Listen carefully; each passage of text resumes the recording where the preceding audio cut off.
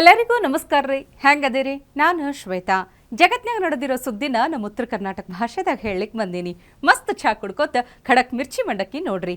ನೋಡಿ ಸುಮ್ ಕುಂದ್ರಬೇಡ್ರಿ. ಮತ್ತು ನಮ್ಮೆಲ್ಲ ವಿಡಿಯೋಸ್ಗಳನ್ನ ಲೈಕ್ ಮಾಡ್ರಿ. ನಿಮಗೇನು ಅನ್ನಿಸ್ತದೆ ಕಮೆಂಟ್ ಮಾಡ್ರಿ. ನಿಮಗೆ ಗೊತ್ತಿದ್ದವ್ರಿಗೆಲ್ಲ ಶೇರ್ ಮಾಡ್ರಿ. ಇನ್ನು ನಮ್ಮ TV Vikrama digital channel subscribe ಮಾಡೋದಂತೂ ನೆನಪು ಹಾರಬೇಡ್ರಿ. ಚುಕ್ಕು ಬುಕ್ಕು ರೈಲು ನಿಲ್ಲದಿಲ್ಲ ಎಲ್ಲೂ ಯಾಕೆ ಹಿಂಗೆ ಓಡುತ್ತೈತೋ. ಈ ರೈಲ್ನಾಗ ಪ್ರಯಾಣ ಮಾಡೋದಂದ್ರೆ ಯಾರಿಗೆ ಚಲೋ ಅನ್ಸೋದಿಲ್ಲ ಹೇಳ್ರಿ.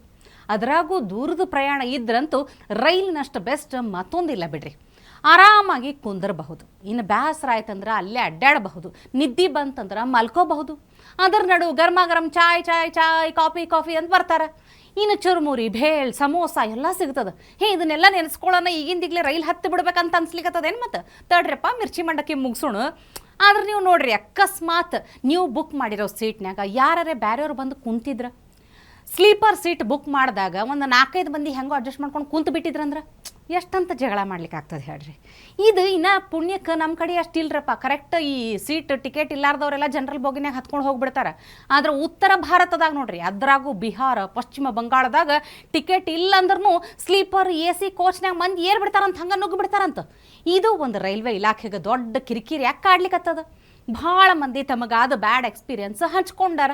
ಅದಕ್ಕೆ ಒಂದು ಮದ್ದರಿಲಿಕ್ಕೆ ರೈಲ್ವೆ ಇಲಾಖೆ ರೆಡಿ ಆಗಿಬಿಟ್ಟದ.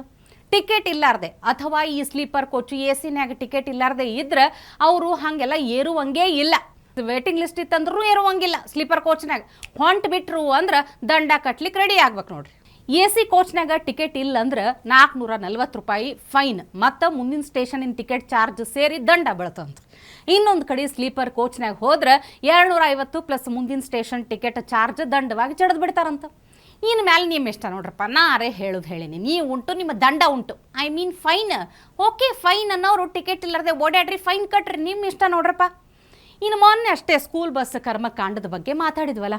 ಅದೇ ಮುಂಚಾನೆ ಮಕ್ಕಳನ್ನ ಸ್ಕೂಲಿಗೆ ಕರ್ಕೊಂಡು ಬರುವಾಗ ಡ್ರೈವರ್ಗಳು ಎಣ್ಣೆ ಎಟ್ನಾಗಿದ್ರು. ಅದನ್ನು ಪತ್ತೆ ಹಚ್ಚಲಿಕ್ಕಂತ ನಮ್ಮ ಪೊಲೀಸರು 3000ಕ್ಕೂ ಹೆಚ್ಚು ಸ್ಕೂಲ್ ಬಸ್ ಚೆಕ್ ಮಾಡಿದ್ರು. 23 ಟೈಟ್ ಡ್ರೈವರ್ಸ್ ಸಿಕ್ಕಾಕೊಂಡ್ಬಿಟ್ರು. ಅವ್ರಿಗೆಲ್ಲ ಏನು ಶಿಕ್ಷೆ ಅಂತ ಭಾಳ ಮಂದಿ ಕೇಳಲಿಕ್ಕತ್ತಾರ. ಅದಕ್ಕೆ ಉತ್ತರನ ಪೊಲೀಸರೇ ಕೊಟ್ಟಾರ, ಕೇಳ್ರಿ. ಬೆಂಗಳೂರು ನಗರದಲ್ಲಿ ಇವತ್ತು ಬೆಳಗ್ಗೆ ಬೆಂಗಳೂರು ಸಂಚಾರ ಪೊಲೀಸ್ ವತಿಯಿಂದ ಎಲ್ಲ ಶಾಲಾ ವಾಹನಗಳ ಚಾಲಕರ ಮೇಲೆ ಒಂದು ಕಾರ್ಯಾಚರಣೆ ನಡೆಸಿದ್ದು, ಯಾರು ಪಾನಮತ್ತರಾಗಿತ್ತು ಅಂತ ಅವ್ರು ಪರೀಕ್ಷೆ ಮಾಡಿ ಅವ್ರ ವಿರುದ್ಧ ಕ್ರಮವನ್ನು ಜರುಗಿಸಿದ್ದೀವಿ. ಇವತ್ತು ಸುಮಾರು 3016 ವಾಹನಗಳನ್ನು ಪರೀಕ್ಷೆ ಮಾಡಿ ಅದರಲ್ಲಿ 23 ವಾಹನ ಚಾಲಕರು ಪಾನಮತ್ತರಾಗಿರೋದು ಕಂಡುಬರುತ್ತದೆ. ಅವ್ರ ಮೇಲೆ ಕ್ರಿಮಿನಲ್ ಮೊಕದ್ದಮೆಯನ್ನು ದಾಖಲಿಸಿ ಅವರ ಏನು ಪರವಾನಗಿ ಇದೆ ಅದನ್ನು ಅಮಾನತು ಮಾಡಲು RTO ಅಧಿಕಾರಿಗಳಿಗೆ ಕಳಿಸ್ಕೊಡಲಾಗಿದೆ. ಇದೇ ವೇಳೆ ನಾವು ಶಾಲಾ ವಾಹನಗಳ ಫಿಟ್ನೆಸ್ ಸರ್ಟಿಫಿಕೇಟ್ನ ಕೂಡ ಪರೀಕ್ಷೆ ಮಾಡಿದ್ದೀವಿ. ಅದರಲ್ಲಿ 11 ವಾಹನಗಳು ಫಿಟ್ನೆಸ್ ಸರ್ಟಿಫಿಕೇಟ್ ಇಲ್ಲದೆ ಇರೋದು ಕಂಡು ಬಂದಿರ್ತದೆ. ಅಂಥ ವಾಹನಗಳನ್ನು ಜಪ್ತಿ ಮಾಡಿ RTO ಅಧಿಕಾರಿಗಳಿಗೆ ಹಸ್ತಾಂತರ ಮಾಡಿದ್ದೇವೆ. ಈ ಕಾರ್ಯಾಚರಣೆ ಇದೇ ರೀತಿ ಮುಂದಿನ ದಿನಗಳಲ್ಲೂ ನಾವು ಮಾಡ್ತೀವಿ. ಇನ್ನು ನಮ್ಮ ಮೆಟ್ರೋ, ನಮ್ಮ ಬೆಂಗಳೂರಿನ ಮಂದಿ ಪ್ರಯಾಣದ ಜೀವನಾಡಿ ಅಂದರೂ ತಪ್ಪಾಗೋದಿಲ್ಲ ನೋಡ್ರಪ್ಪ. AC ಕೋಚ್ ಒಳ್ಳೆ ಸೀಟ್, ಆದ್ರೆ ಸೀಟ್ ಸಿಕ್ಕಿದ್ರೆ ಅದೃಷ್ಟ ಅನ್ನೋ ಥರ ಸಿಕ್ಕಾಪಟ್ಟೆ ರಶ್ ಇರ್ತೈತಿ. ಆ ಮಾತು ಬೇರೆ. ನಮ್ಮ ಮೆಟ್ರೋದಾಗ ಇವತ್ತೊಂದು ಭಯಂಕರ ಫೈಟಿಂಗ್ ಸೀನ್ ಆಗಿಬಿಟ್ಟದ. ಬ್ಯಾಗ್ ತಾಗ್ತು ಅನ್ನೋ ಸಣ್ಣ ವಿಚಾರಕ್ಕೆ ಎದುರಿರೋವನ ಹೆಂಗೆ ಬೇಕು ಹಂಗೆ ಬೈಲಿಕ್ಕೆ ಚಾಲು ಮಾಡಿಬಿಟ್ಟಾನಂತ ಆಸಾಮಿ. ಎಲ್ಲಿತ್ತ ಏನು ಅವನಿಗೆ ಸಿಟ್ಟ ಹೊಡೆದೇ ಬಿಟ್ಟ. ಇಬ್ಬರ ನಡು ಫುಲ್ ಡಿಶಮ್ ಅಲ್ಲಿದ್ದ ಮಂದಿ ಎಲ್ಲ ಕೂಡಿ ಹೆಂಗೋ ಬಿಡಿಸಿದ್ರು. ಅಲ್ರಿ, ಸಣ್ಣ ಪುಟ್ಟಕ್ಕೆ ವಿಚಾರಕ್ಕೆಲ್ಲ ಯಾಕೆ ಹೊಡೆದಾಡ್ಕೊಳ್ತೀರಂತೀನಿ. ಇಬ್ರು ನೋಡಿದ್ರೆ ಯಾವುದೋ ಆಫೀಸಿಗೆ ಹೋಗೋ ಥರ ಕಾಣ್ಲಿಕ್ಕತ್ತೀರಿ. ಹೀಗೆಲ್ಲ ಮಾಡ್ಕೊಂಡು ಹೋದ್ರೆ ಕೆಲಸ ಮಾಡ್ಲಿಕ್ಕರೆ ಮನಸ್ಸು ಹೆಂಗೆ ಬರ್ತದ. ಅಲ್ಲಿನೂ ಬಾಸಿಗೆ ಒಂದೆರಡು ಬಾರಿಸ್ಬೇಕು ಅಂತ ಅನ್ಸಿದ್ರೆ ಮುಂದೆ ಗತಿ ಏನಂತ. ಅದಕ್ಕೆ ನೋಡ್ರಪ್ಪ, ಕಾಮಾಗಿ ಕೂಲಾಗಿ ಕೆಲ್ಸಕ್ಕೆ ಹೋಗ್ರಿ. ಇನ್ನು ನಮ್ಮ ರಾಷ್ಟ್ರಪತಿ ದ್ರೌಪದಿ ಮುರ್ಮು ಅವರು ಭಾರತದ ಬ್ಯಾಡ್ಮಿಂಟನ್ ಸ್ಟಾರ್ ಸೈನಾ ನೆಹ್ವಾಲ್ ಜೊತೆ ಆಟ ಆಡಿರೋ ವಿಡಿಯೋ ಒಂದು ಭಾರಿ ವೈರಲ್ ಆಗ್ಲಿಕ್ಕತ್ತದ. ರಾಷ್ಟ್ರಪತಿಗಳು ಅಂದ್ರೆ ಸುಮ್ಮನೇನ್ರಿ, ಹಿಗ್ಗಾಗ್ತದೆ ನೋಡ್ರಪ್ಪ. ಅವ್ರಿಗೆ ನೋಡಿದ್ರೆ ಒಂಥರ ಆಲ್ರೌಂಡರ್ ಪ್ರೆಸಿಡೆಂಟ್ ಅಂತ ಹೇಳ್ಬೋದು ನೋಡ್ರಿ.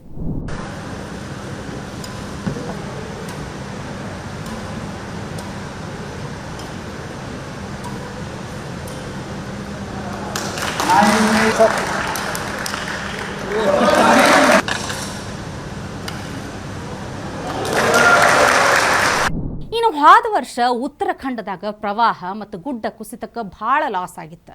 ಅದರಾಗೂ ಜೋಶಿಮಠ ಅನ್ನೋ ಪ್ರದೇಶದಾಗಂತೂ ಇದಂತೂ ಕಾಮನ್ ಅನ್ನೋ ಥರ ಆಗಿಬಿಟ್ಟಿತ್ತು. ಈ ವರ್ಷನೂ ಹಾಗೆ ಗುಡ್ಡ ಕುಸಿತ ನಿಂತೇ ಇಲ್ಲ. ಅದು ಯಾವ ಪರಿ ಭೂ ಕುಸಿತ ಆಗ್ಲಿಕ್ಕತ್ತದಂದ್ರೆ ಅಲ್ಲಿನ ಮಂದಿ ಹೆಂಗೆ ನೆಮ್ಮದಿಯಿಂದ ಬದುಕ್ತಾರಂತ ಟೆನ್ಷನ್ ಚಾಲು ಆಗಿಬಿಟ್ಟದ್ರಿ. ರೋಡ್ನಾಗೆಲ್ಲ ಮಣ್ಣು ನುಂಗಿ ಹಾಕಿಬಿಟ್ಟದ, ರೋಡ್ಗಳೇ ಇಲ್ಲ ಅಲ್ಲಿ. ಈ ಕಡೆ ಇರೋದು ಆ ಕಡೆ ಹೋಗಂಗಿಲ್ಲ, ಆ ಕಡೆ ಇರೋರು ಈ ಕಡೆ ಬರ್ಲಿಕ್ಕಾಗಲ್ಲ. ये लोग कैसे पत्थर गिरते हैं अपने आप. ये देखिए, ये देखिए, ये देखिए.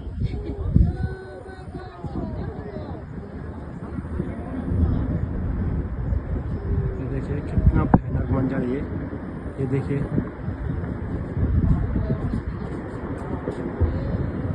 कितना भयानक मंजर लाइव हुआ है ये. देखिए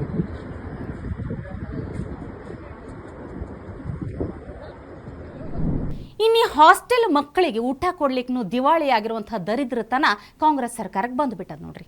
ಮುಸ್ಲಿಂ ಹೆಣ್ಮಕ್ಳಿಗಂತ ಒಂದು ಹಾಸ್ಟೆಲ್ ಐತಿ, ಅಲ್ಲಿ 8 ದಿನದಿಂದ ಊಟನೇ ಕೊಟ್ಟಿಲ್ಲಂತ.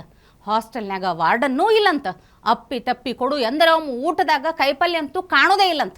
ಇದು ನಮ್ಮ ಸರ್ಕಾರದ ಸಾಧನೆ ಅಂದ್ರೆ. ಇವರನ್ನು ನಂಬಿ ಮಕ್ಕಳನ್ನ ಏನಾರೆ ಹಾಸ್ಟೆಲಿಗೆ ಬಿಟ್ರೆ ಅರೆ ಹೊಟ್ಟೆದಾಗ ಮಲಗುವಂಥ ಸ್ಥಿತಿ. ಹೊಟ್ಟೆಗೆ ತಣ್ಣೀರು ಬಟ್ಟಿನೇ ಗತಿ ನೋಡ್ರಿ. ಯಾರಿಗೆ ಹೇಳೋಣ ನಮ್ಮ ಪ್ರಾಬ್ಲಮ್ಮು, ಗೌರ್ಮೆಂಟ್ ಹತ್ರ ಇಲ್ವೇ ಇಲ್ಲ ಇದಕ್ಕೆ ಮುಲಾಮು ಅನ್ನೋ ಥರ ಆಗ್ಬಿಟ್ಟೈತೆ ನೋಡ್ರಿ.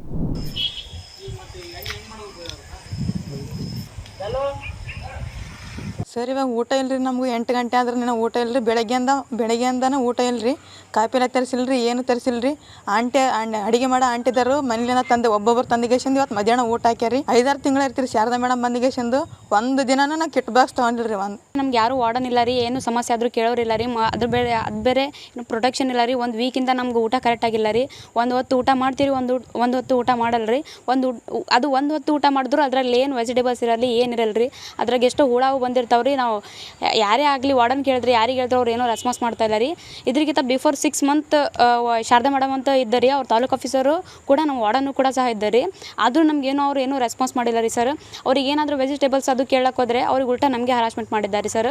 ಆಮೇಲೆ ಏನಾದರೂ ನಮಗೆ ಫೆಸಿಲಿಟೀಸ್ ಬಗ್ಗೆ ಕೇಳಕ್ಕೆ ಹೋದರೆ ಅವ್ರು ರೆಕಾರ್ಡಿಂಗ್ ಮಾಡಿಕೊಂಡು ಜಾತಿ ಬಗ್ಗೆ ಮಾತಾಡ್ಯಾಳ, ನನ್ನ ಬಗ್ಗೆ ಏನೋ ಅನಾವಶ್ಯಕವಾಗಿ ಬೇಕಂತ ಮಾತಾಡಿದಾಳ ಅಂತ ಅವರೊಂದು ಸ್ಟೂಡೆಂಟ್ ಬಗ್ಗೆ ಹರಾಸ್ಮೆಂಟ್ ಮಾಡಿರ್ತಾರೆ. ಆಮೇಲೆ ಅವರೊಂದು ಕ್ಯಾರೆಕ್ಟರ್ ಲೆಸ್ ಇದ್ದಾಳೆ ಹುಡುಗಿ ಅಂತ ಈ ಥರ ಇಶ್ಯೂ ಮಾಡತ್ತಾರೆ. ಇನ್ನು UK ಪಾರ್ಲಿಮೆಂಟ್ನಾಗ ಭಾರತದ ಮೂಲದ ಶಿವಾನಿ ರಾಜಾ ಅನ್ನೋರು ಆಯ್ಕೆಯಾಗಿದ್ರು. ಪ್ರಮಾಣ ವಚನ ಕಾರ್ಯಕ್ರಮದಾಗ ಭಗವದ್ಗೀತೆಯನ್ನು ಹಿಡಿದು ಪ್ರಮಾಣ ವಚನ ತಗೊಂಡಿದ್ದು ಭಾರಿ ಸ್ಪೆಷಲ್ ಅನ್ನಿಸ್ತು ನೋಡ್ರಿ. ಗೂಡು ಬಿಟ್ಟರು ಬೇರು ಮರ್ತಿಲ್ಲ ಅನ್ನೋ ಹಂಗೆ ಶಿವಾನಿ ರಾಜಾ ನಡೆ ಅಗದಿ ಪ್ರಶಂಸನೀಯ ನೋಡ್ರಪ್ಪ, ಹೊಗಳಬೇಕು. ಗೀತೆಯ ಗತ್ತು ವಿಶ್ವಕ್ಕೆ ಗೊತ್ತು ಮಾಡಿಸ್ತವ್ರವರು. I swear by Almighty God that I will be faithful and bear true allegiance to His Majesty King Charles, his heirs and successors according to law. So help me God. Thank you.